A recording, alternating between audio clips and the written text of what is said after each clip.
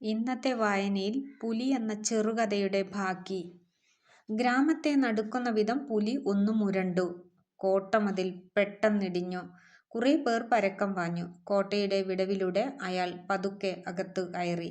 അതാ മഞ്ഞയും കറുപ്പുമായ വരകൾ, തീക്കട്ട പോലുള്ള കണ്ണുകൾ, എഴുന്നേറ്റു നിൽക്കുന്ന മീശ.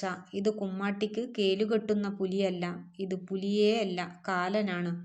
കേളുനായർ മനസ്സിൽ ഒരു മുറം കനൽ വീണു. വന്നത് അബദ്ധമായോ? പുലി ഒന്ന് ചാടിയാൽ മതി, പിന്നെ തൻ്റെ കാര്യം, കമലത്തിൻ്റെ കാര്യം. പുലിയെ വീണ്ടും വീണ്ടും നോക്കിയപ്പോൾ കേളുനായർക്ക് അല്പം സമാധാനവും തോന്നി. ഇത് അല്പം വ്യത്യസ്തമുള്ള പുലി തന്നെ.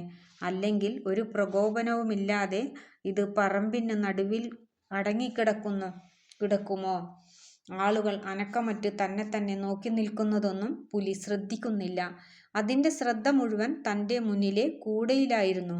ചരിഞ്ഞുകിടക്കുന്ന കൂട നിറയെ പഴുത്തുമുഴുത്ത് ചോരയിറ്റുന്ന തക്കാളിയായിരുന്നു.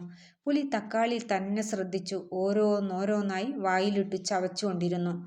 ഗതികെട്ടാൽ പുലി, കേളുനായർ ഓർത്തു. ഇവനും തന്നെപ്പോലെ തന്നെ പണ്ടും ഇതുപോലെ പുലി ഇറങ്ങിയിരിക്കും, തക്കാളിയോ മറ്റോ തിന്നിരിക്കും. അങ്ങനെയാവണമല്ലോ ഇത്തരം പഴഞ്ചൊല്ലുകൾ ഉണ്ടാവുന്നത്.